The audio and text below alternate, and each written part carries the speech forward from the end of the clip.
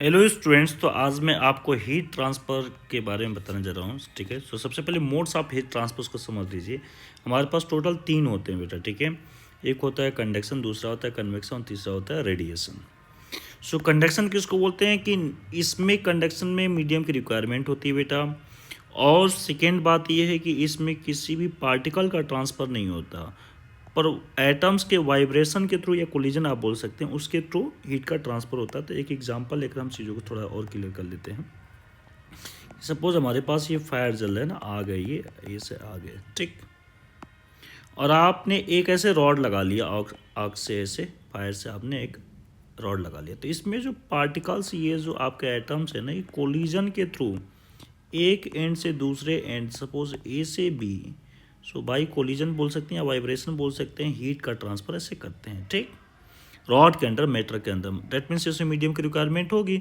जो भी मीडियम होगा, रॉड है तो रॉड है, वही मीडियम है मेरा। ठीक, दूसरी बात कन्वेक्शन के बारे में देखते हैं। क्या लिखा है बेटा कि नीड मीडियम की रिक्वायरमेंट होगी।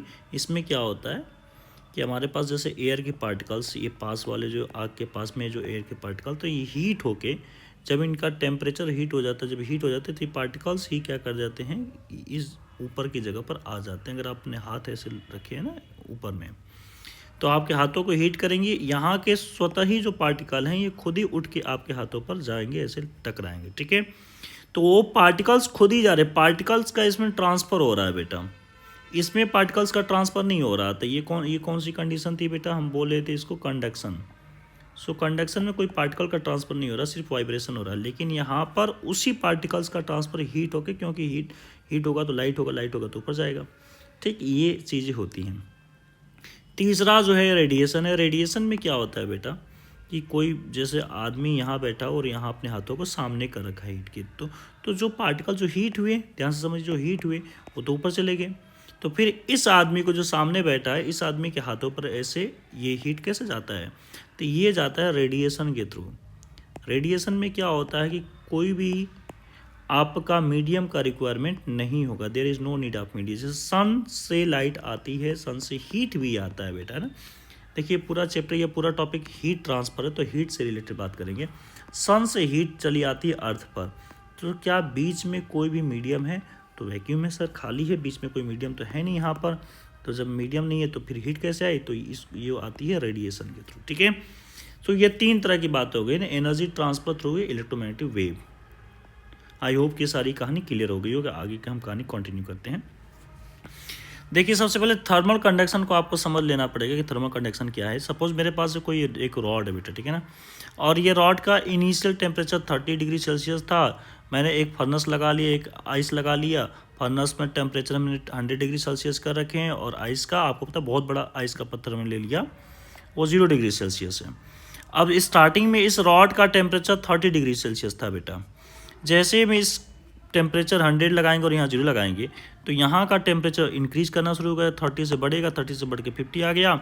वैसे यहाँ का टेम्परेचर जो 30 था वो घटना शुरू हो जाएगा और 20 आ गया।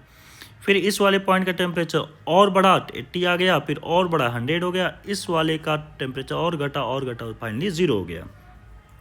तो ये एक ऐसी स्टेट आ जाती है जिसको स्टडी स्टेट बोलते हैं। और कोई इस तरह से इसको हायर टेम्परेचर बोल सकते हैं, इसको लोअर टेम्परेचर, और हमारे पास क्या होता है, हीट का फ्लो स्टार्ट होना शुरू हो जाता है। अब माय डियर स्टूडेंट, अब देखिए जैसे इसी को बात को मैं यहाँ पर एक्सप्लेन कर रखा हूँ। ये सपोज एक T1 टेम्परेचर और ये T2 टेम्परेचर है। तो यहाँ पर मैं बोल रहा हूँ कि if T1 is greater than T2 at the steady state, का मतलब आपको समझ में आ गया होगा। ये जब प्रोसेस हो रहा था उसके बारे में बात नहीं कर रहे थे, जब ये इंक्रीज कर रहा था, डिक्रीज कर नहीं। जब ये इंक्रीज कर चुका है 100 और ये डिक्रीज कर चुका है 0, तो उस कंडीशन को बोल रहे हैं स्टडी स्टेट। तो उस समय जो हीट करंट, देखिए जो नॉर्मल आप करंट पढ़े होंगे बेटा, वो क्या पढ़े होंगे, करंट के जो आप पर फॉर्मूला पढ़े हो क्या पढ़े हैं, तो आपने पढ़ा है ना, कुछ इस तरह का डिफिनीशन पढ़ रखे ना। इसको और थोड़ा सिंपल कर सकते हैं, क्यों, rate of flow of charge को ही क्या बोलते हैं, हीट, सॉरी करंट बोलते हैं। तो यहाँ पर रेट ऑफ फ्लो ऑफ क्या है बेटा, यहाँ पर किसका फ्लो हो रहा है, पे हीट का फ्लो हो रहा है, इसलिए नाम इसका हीट करंट आ गया। इसी हीट करंट को हम बोल रहे हैं आई को क्या बोल रहे हैं, d q by d t बोल रहे हैं। आई होप कि कहानी क्लियर होगी। So d q by d t किन किन बातों पर डिपेंड करेगा उस पर हम थोड़ा सा चर्चा कर लेते हैं बेटा। So d q by d t जो डिपेंड करेगा, सो पहली चीज़ तो डिपेंड करता है बेटा एरिया पर। क्रॉस सेक्शन एरिया जितना ज़्यादा होगा, जैसे चावल आप खाते होंगे, चावल को आप फैला लीजिए, तो चावल अगर गर्म है तो बहुत तेज़ से ठंडा होगा, अगर एक जगह इकट्ठा है तो थोड़ा सा समय लेगा। फिर दूसरा जो rate of flow of heat है, d q by d t को मैं बार बार क्या बोल रहा हूँ बेटा, एक ही चीज़ बोल रहा हूँ बार बार, इसको क्या बोला जाता है, इसको बोलते हैं rate of flow of heat, ठीक है ना, इसी को करंट आप बोल रहे हैं। So rate of flow of heat जो है वो टेम्परेचर डिफरेंस पर भी डिपेंड करता है। अगर ज़्यादा टेम्परेचर डिफरेंस है तो बहुत तेज़ से हीट का फ्लो होगा, अगर कम है, जैसे मान लीजिए कि 100 से 0 है तो ये ज़्यादा है, अगर मान लीजिए कहीं पर 50 से 0 है तो ये कम हुआ ना, या 20 से 0 पर जाना है तो ये कम हो गया, तो यहाँ स्लो यहाँ पर हीट का ट्रांसफर होगा, ठीक है। सो आई होप की कहानी समझ में आपको आ रही होगी। चलिए, अच्छा तीसरी बात बेटा कि जो D q by d T है वो डिपेंड करता है लेंथ पर भी, इन्वर्सली प्रोपोर्शनल होता है। क्योंकि अगर मान के चलते हैं कि एक रॉड यहाँ है बेटा और आपने 1 किलोमीटर दूर कहीं लगा के बैठे हुए हैं और यहाँ पर हीट कर रखे हैं और यहाँ पर 0 है, तो ये हीट का ट्रांसफर स्लो हो जाएगा ना, क्योंकि इसको क्या है, इसके ट्रेवल करने में समय लग रहा है, ठीक है। So rate of heat of flow क्या हो जाएगा, स्लो हो जाएगा। सो आई होप की कहानी क्लियर हो गई होगी। इन तीनों को जैसे ही मैं मिक्स कर रहा हूँ, तो यहाँ पर फार्मूला आ गया ए डेल्टा टी अपॉन एल, और ये के एक हमारे पास कांस्टेंट है जिसको बोलते हैं थर्मल कंडक्टिविटी। आपको रेजिस्टिविटी याद होगी बेटा, रेजिस्टिविटी का जस्ट अपोजिट क्या होता है, कंडक्टिविटी होता है, ठीक है। तो अब मैं उन्हीं सब चीज़ों से रिलेट कराऊंगा, इसलिए मैं इन सब चीज़ों को बता रहा हूँ आपको बार बार, ओके। सो आई होप कि इतनी कहानी क्लियर हो गई होगी। अगर मैं इसी एनोलॉगी को, देखिए यहाँ पर एनोलॉगी लिखा हुआ था, ये भी मिट गया है। इसी एनोलॉगी को अगर ओम्स लॉ से देखा जाए और बिल्कुल कंपेयर ओम्स लॉ के ही थ्रू करेंगे, ये बेसिकली चैप्टर आपको पढ़ाया जाना चाहिए था बेटा, आपको ये चैप्टर पढ़ाना चाहिए था। कौन सी क्लास में, तो ये 12th में पढ़ाना चाहिए था ना, बहुत अच्छा समझ में आता है। चलिए अब देखिए थोड़ा सा बात को और समझ लेते हैं। करंट का हमारे पास फॉर्मूला ओम्स लॉ का हम क्या जानते हैं, वी इक्वल आई आर। सो आई क्या हो जाएगा, डेल वी बोल दीजिए, डेल वी बाई आर हो जाएगा, ठीक है। इसी डेल वी को मैं लिख रहा हूँ हायर माइनस लो और v one minus v two upon r. और आर क्या होता है, किसी रॉड का अगर आप रेजिस्टेंस देख रहे हैं बेटा, तो इसकी जो लेंथ है एल, इसका क्रॉस सेक्शन एरिया ए, और रो इसकी रेजिस्टिविटी। सो आर जो है वो डायरेक्टली प्रोपोर्शनल होता है एल की, क्यों, क्योंकि जैसे जैसे लेंथ बढ़ेगी वैसे वैसे रेजिस्टेंस भी बढ़ेगा। इन्वर्सली प्रोपोर्शनल होता है क्रॉस सेक्शन एरिया के, जैसे ये इंक्रीज करेंगे डिक्रीज करेगा। सो आई होप कि ये कहानी आपको क्लियर होगी, ठीक है। तो मैं इसी कहानी से कंपेयर करा रखा हूँ अपने इस वाली कहानी को। सो मैं बोल रहा हूँ कि जैसे आप बोल रहे थे ना I equal del V by R, तो यहाँ पर वी की जगह पर टेम्परेचर समझा कीजिए, टेम्परेचर डिफरेंस, पोटेंशियल डिफरेंस था या टेम्परेचर डिफरेंस है। सो टेम्परेचर डिफरेंस में यहाँ पर लिख रखा हूँ T1 minus T2 upon are एथ। अब आर एथ क्या चीज़ है, जैसे एल अपॉन ए, ध्यान से देखिए, मैं आर को क्या लिखा हूँ, एल अपॉन ए, तो एल अपॉन ए यहाँ भी है बेटा, एल अपॉन ए यहाँ भी सेम है, बिल्कुल सेम है एज इट इज है। पर कहानी एक चीज़ आपको कंफ्यूज कर रही होगी कि सर यहाँ पर तो रो आगे ऊपर लिखा हुआ है और यहाँ पर के नीचे लिखा हुआ है। तो बेटा जी ये कंडक्टिविटी है और ये रजिस्टिविटी है, दोनों में बिल्कुल ही अलग है। मतलब ये बोला कि मैं रजिस्ट करूँ रोकूंगा, और ये बोला मैं कंडक्ट करूँगा चलाऊँगा, तो बिल्कुल अपोजिट बात है, इसलिए यहाँ पर ये नीचे आ रही है, ठीक है ना। मैं आपको बताया भी था शायद में कि जो रेजिस्टिविटी होती है वो 1/सिग्मा कंडक्टिविटी की ही इक्वल होती है। तो अगर मैं इसको सिग्मा के फॉर्मेट में लिखा 1/सिग्मा, तो देखिए दोनों सेम फार्मूले बन जाएंगे, ठीक है। सो आई होप कि ये कहानी आपको क्लियर हो गई होगी। सो माय डियर स्टूडेंट, इसी का बेस हम बनाकर आगे क्वेश्चंस को सॉल्यूशन भी करेंगे। पहले उससे पहले कुछ बातों को समझ लेते हैं, ठीक है। देखिए क्या लिखा है बेटा, इंटरफेरेंस एंड जंक्शन टेम्परेचर, ठीक है ना। जैसे मान लीजिए चलिए मेरे पास ये एक रॉड है, ये दूसरा रॉड है, ये कॉपर हो सकता है, एल्युमिनियम हो सकता है, कुछ भी हो सकता है, ये मैंने जस्ट एज्यूम कर लिया, ठीक है ना। ये K1 इसका मैं ले सकता हूँ थर्मल कंडक्टिविटी, इसका लेंथ L1 है, इसकी थर्मल कंडक्टिविटी K2 है और इसका L2 लेंथ है। अब एक बात को समझिए जरा, दोनों ही क्या सीरीज में, आपको नहीं लग रहा है दोनों सीरीज में, दोनों में क्या करंट सेम जाएगी। इसमें अगर I1 करंट जा रही है और इसमें I2 जा रही है, तो क्या I1 और I2 की वैल्यू आपस में इक्वल होगी, क्योंकि दोनों सीरीज में है। आपको पता है ना कि सीरीज में क्या होता है बेटा, जो करंट इस वाले रेजिस्टेंस में जाती है R1 में, वही वाली करंट, वही वाली, ये नहीं कि कोई और, वही वाली करंट R2 में भी जानी चाहिए। मैं ये नहीं बोला कि उतनी ही करंट में नहीं बोल रहा, मैं बोल रहा हूँ वही वाली करंट है I1 तो इसमें भी जाएगी, इसी को बोलते हैं सीरीज, ठीक है। तो ज़रा गौर से देखिएगा, आई को हमने ऊपर अभी भी डिफाइन किया था, क्या किया था बेटा, temperature difference, higher minus lower होता है। तो जिधर से करंट फ्लो कर रही है 100% वो हाइयर होगा, तो ये वाला हाइयर हो गया। और अभी मैंने इसको 2 पार्ट में ब्रेक कर लिया, इसी को मैंने कितने पार्ट में ब्रेक कर लिया बेटा, 2 पार्ट में। ज़रा गौर से देखिएगा ज़रा, यहाँ पर टेम्परेचर T1 है और यहाँ पर टेम्परेचर आप T पाना चाहते हैं, तो इसको हमने कर लिया। इसका रेजिस्टेंस अगर मैं आपसे पूछूं कि रेजिस्टेंस कितना होगा, तो ये हो जाएगा L/K1 और A1 हो जाएगा, ठीक है। आपको पता होना चाहिए L1/K1 A1 हो जाएगा, ठीक है। सो मैं इसको अगर मैं लिखूं तो इसको कैसे लिख सकता हूँ, मैं कुछ इसी फॉर्मेट में लिख कर दिखा रहा हूँ ताकि ये वाली इक्वेशन को समझा पाऊँ मैं। इसके लिए मैं कुछ ऐसे ले लेता हूँ, अच्छे से देखिएगा। यहाँ पर मैं लिख रहा हूँ T1, यहाँ मैं लिख रहा हूँ बेटा T, और यहाँ लिख रहा हूँ मैं R1। तो मैंने लिख दिया T1 माइनस T/R1। अब ये क्या है, R1 तो R1 देखिए ऊपर भी डिफाइन कर रखा हूँ L/K1, और यहाँ पर क्रॉस सेक्शन एरिया A है तो A हम ले लेंगे, ठीक है। तो बस, और फिर T2, अब इसके लिए अगर बात करें ये दूसरे वाले हिस्से के लिए, तो यहाँ पर आप बात कर लीजिए, यहाँ से ऐसे जा रहा है और ये टेम्परेचर T2 हो गया। तो ये T, क्योंकि इधर से करंट जा रही है, जिधर से करंट जाती है वो हाइयर होता है बेटा, तो T माइनस T2 और अपॉन R2। बस इसको रख लीजिए, आपका सॉल्यूशन जो भी सॉल्व करना है T की वैल्यू आ जाएगी। इसी तरह से देखिए KCL यहाँ पर मैंने यूज कर दिया है। KCL क्या कहता है बेटा कि जैसे आप सिंपल भाषा में चीज़ों को समझा कीजिए, ठीक है ना। सपोज मेरे पास ये 2 पाइप है, दोनों पाइप से ना करंट ऐसे आ रही है, तो करंट की जगह पानी समझ लीजिए, ठीक है ना। ये पानी I1 आया, पानी I2 आया, मेरे पास फिर से 2 पाइप ऐसे लगे हैं जाने वाले, ठीक है। और ये पानी जा रहा है आपका I3 जा रहा है वाटर, और ये जा रहा है बेटा I4। तो क्या ये कॉमन सेंस की बात नहीं है कि I1 प्लस I2 आने वाला इनकमिंग करंट हम बोल देते हैं इसी को, यही इक्वल हो जाएगा आउटगोइंग करंट के, ठीक है। तो मैं एक और भी इसको दूसरे तरीके से बोल सकता हूँ, जितनी इनकमिंग करंट में अगर इसको इधर लेके चलाऊँ, सो I1 प्लस I2 माइनस हो जाएगा I3 माइनस I4 इक्वल 0। तो यही डायरेक्शन अगर मैं बदल लूँ, मतलब सबको इनकमिंग करा लूँ या सबको आउटगोइंग करा लूँ, तो ये इक्वल होता है 0 के बेटा। इसी को बोलते हैं KCL, किरचॉफ करंट लॉ, ठीक है ना। चलिए अब देखिए बातों को समझते हैं। सो यहाँ पर सभी करंट को मैं लेके चला गया हूँ, I1 I2 I3। सो I1 plus I2 plus I3 हो जाएगा 0। अब I1 में कैसे निकाल रहा था वहाँ पर याद कीजिए, I इक्वल क्या था बेटा, del V by R। So V तो है नहीं यहाँ पर, डेल T है, डेल T का मतलब T higher minus T lower upon R हो जाएगा, ये आपका हो जाएगा I1, ठीक है। सो ये हम करेंगे आपका यहाँ से हायर, क्योंकि यहाँ से करंट जा रही है, जो जा रही है वही हो जाएगी हायर बेटा। सो मैं करूँगा T minus T1 upon R1, इसको करूँगा फिर से T minus T2 upon R2, यहाँ फिर से करूँगा बेटा T माइनस T3 इक्वल 0 हो जाएगा, ठीक। फिर यहाँ से आप T का सोल्यूशन कर सकते हैं, सब कुछ गिवन होगा। तो अब देखिए बात को समझिए जरा, इक्विवेलेंट थर्मल कंडक्टिविटी क्या चीज़ होती है उसको भी समझ लेते हैं हम लोग। सो मेरे पास सपोज 2 रॉड है, एक कॉपर का एक एल्युमिनियम का, ऐसा आप बार बार फिल करते रहिए ताकि चीज़ों को समझ में आए। एक एल्युमिनियम एक कॉपर ऐसे फिल कीजिए, ठीक है। सो इसका लेंथ हमने अलग अलग कर लिया, इसका लेंथ L1 है, K1 इसकी थर्मल कंडक्टिविटी है, इसकी लेंथ L2 है, इसकी थर्मल कंडक्टिविटी K2 है, और दोनों क्रॉस सेक्शन एरिया सेम है।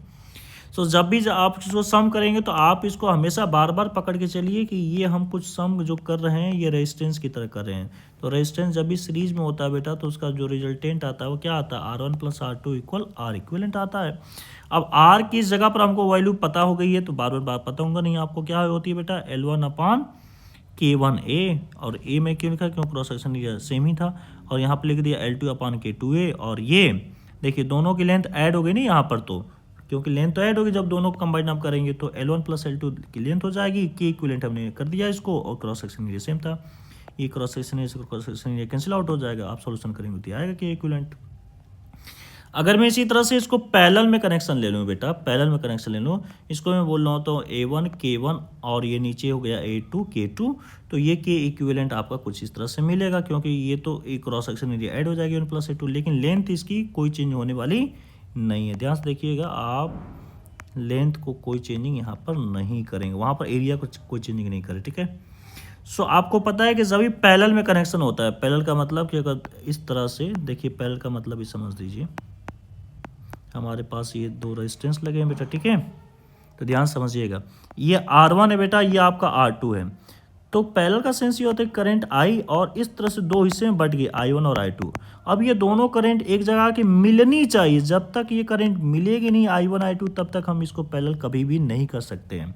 दूसरी बात, हम इस तरह से भी इसको डिफाइन करते हैं कि जो पोटेंशियल ड्रॉप R1 में हो रहा, जो पोटेंशियल ड्रॉप R1 में वही वाला पोटेंशियल ड्रॉप, कोई और नहीं, वही वाला पोटेंशियल ड्रॉप कहाँ होना चाहिए, R2 में भी होना चाहिए, तब ये दोनों पैरेलल कराते हैं। और पैरेलल का रिजल्ट ये जाता है कि 1/R1 plus 1/R2 equal 1/R equivalent. तो बस यहाँ पर R1 की वैल्यू रख दिया, R2 की वैल्यू रख दिया, और K इक्विवेलेंट आप वैसे ही रखेंगे।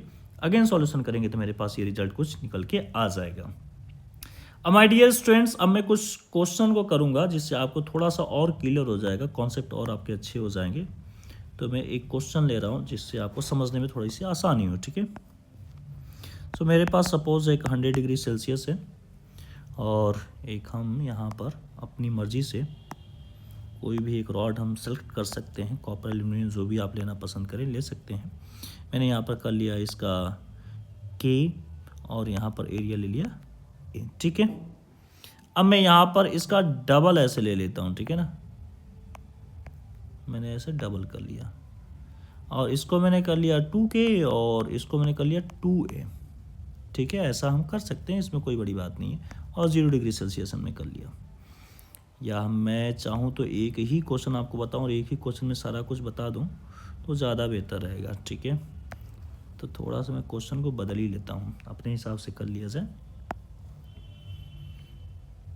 सपोज मेरे पास एक रॉड है जिसका क्रॉस सेक्शन एरिया A मैंने कर लिया, और एक दूसरी रॉड है जिसकी क्रॉस सेक्शन एरिया मैंने 2A कर लिया, और 2K इसको कर लिया, ठीक है। ऐसे कुछ भी ले रहा हूँ मैं। और जो तीसरी रॉड है बेटा, ये यहाँ जो तीसरी रॉड हम लगा ले रहे हैं जो भी, उसको हमने कर लिया 3K, और इसका क्रॉस सेक्शन एरिया 3 है, ठीक है। तो मैंने ये क्वेश्चन इसलिए ले रहा हूँ कि एक ही बार में सारा कॉन्सेप्ट क्लियर हो जाए आपको। ये 0 था और ये 100 है आपका, ठीक है जी। आपको इसको देखकर एक बात तो समझ आ गई होगी बेटा कि ये जो स्टार्टिंग में जो लगे हैं, देखिए यहाँ पर 0 है, यहाँ पर जंक्शन पर T होगा, तो पोटेंशियल डिफरेंस A वाले फर्स्ट वाले रॉड का देखेंगे तो यहाँ पर 100 और T है, और इस सेकेंड वाले का देखेंगे तो इसका भी 100 और T के बीच में। डेट मीन्स ये वाला और ये वाला, फर्स्ट और सेकेंड, ये दोनों किस में, पैरेलल में है। आपको कुछ ऐसे नज़र आ रहे होंगे, ये दोनों किस में बेटा, पैरेलल में है। चलिए जी, ठीक है। अच्छा, यहाँ पर K लिख लेना चाहिए था। तो ये हो जाएगा R1, ये हो जाएगा R2। अच्छा, ये तीसरे को देखिए ज़रा, ये अपना अलग है, तो ये इन दोनों के साथ में अगर पहले सोल्यूशन करेंगे तो ये फिर इसके साथ सीरीज में आ जाएगा। इसको मैं बोल देता हूँ R3, ठीक है। ये कहानी क्लियर है भाई, सबको क्लियर होगी, बहुत सुंदर है। अब मेरी बात को ध्यान से आप समझिएगा बेटा। सबसे पहले मैं R1 को नोट करना चाहूँगा, तो R1 क्या आएगा। अच्छा, यहाँ पर कुछ लेंथ वगैरह तो लिए नहीं हमने, चलो इसको L कर लेते हैं, इसको कर लेते हैं 3L। तो मैं R1 कहानी को अगर बोलूँ बेटा, तो R1 हो जाएगा L अपॉन, क्या हो जाएगा बेटा, फर्स्ट केस में KA। इसी तरह से मैं R2 को लिखूँ तो R2 मेरा क्या बनने वाला है, बनेगा L अपॉन 2K और 2A। सो कुल मिला के इसके मैं क्या लिख सकता हूँ बेटा, अगर आप इसको अच्छे से देखें, सो L अपॉन 4KA आ जाएगा। और ये वाली चीज़ को मैं एज्यूम कर लूँ R, तो ये कंप्लीट बन जाएगा R/4, ठीक है जी। इसी तरह से मैं R3 को बात करूं तो ये बन जाएगा 3L, क्योंकि लेंथ 3L थी, और ये बन जाएगा 3K, और ये भी बन जाएगा 3A।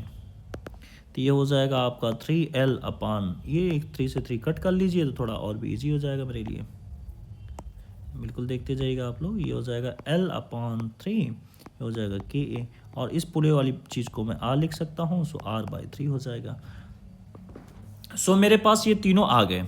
अब मैं इसको आपको एक्सप्लेन करता हूँ। स्टार्टिंग में इन दोनों को R1 और R2 को ले लेता हूँ, क्योंकि इन दोनों को लेकर मैं पैरेलल बना रहा हूँ, R1 और R2 को। सो R1 मेरे पास कितना है, तो जी R है। R2 मेरे पास कितना है, तो ये तो है सर R/4 है। तो इन दोनों का अगर मैं पैरेलल सॉल्यूशन करूँ तो पैरेलल का डायरेक्ट फॉर्मूला हमारे पास है बेटा, क्या होता है, R1 R2 upon R1 plus R2, ठीक है। सो R1 R2, R1 की जगह पर R, R2 की जगह पर R/4। अगेन R1 की जगह पर मैं लिख सकता हूँ R, प्लस R2 की जगह पर R/4। अब इसको सॉल्यूशन कर लेते हैं। सी हो जाएगा R²/4 अपॉन, ये 4 को एलसीएम ले लीजिए, तो ये हो जाएगा 5R। सो ये 4 से 4 कट जाएगा, एक R से एक R कट जाएगा बेटा, तो ये आ जाएगा मेरे पास R/5। क्या आ गया बेटा, R/5। तो इस पूरे सर्किट को मैं हटाकर एक सिंगल सर्किट कन्वर्ट कर सकता हूँ, जिसको मैं लिख सकता हूँ R/5। अब ज़रा गौर से देखिएगा, मैं यहीं पर चीज़ों कर लेता हूँ। अब जो दूसरी वाली सर्किट थी ये वाली वो कितनी थी बेटा, R/3 थी। अब इसी वाले सर्किट में अब आप देखिए, पहले टेम्परेचर को डिफाइन कर लेता हूँ। यहाँ जो टेम्परेचर था कितना था, ये था बेटा 100, यहाँ जो टेम्परेचर था 0 और बीच में टेम्परेचर T। तो इसमें जो करंट फ्लो करेगी I1 और इसमें जो करंट फ्लो करेगी I2, दोनों ही सीरीज में है, तो क्या ये दोनों ही करंट इक्वल होगी? तो जी हाँ, बिल्कुल दोनों ही करंट इक्वल होने वाली है। तो बस फॉर्मूला लिखिए, क्या होता है 100 minus T higher minus lower upon R/5, तो 5 को ऊपर कर लीजिए और यहाँ भी हो जाएगा T माइनस 0, तो हम सिर्फ ये लिखेंगे और R/3, ये 3 है बेटा, सो 3 को ऊपर कर लीजिए, R से R कैंसिल हो जाएगा। चलिए सॉल्यूशन किया जाए, ये हो जाएगा 500 माइनस 5T इक्वल हो जाएगा 3T। तो यहाँ से ये हो जाएगा 8T इक्वल 500, सो T इक्वल आ जाएगा 500/8। सो ये जो भी रिजल्ट आपका आएगा देख लीजिएगा। सो आई होप कि इस तरह की कहानी भी आप करेंगे, कर सकते हैं सब कुछ। सो वीडियो अच्छा लगा उस प्लीज़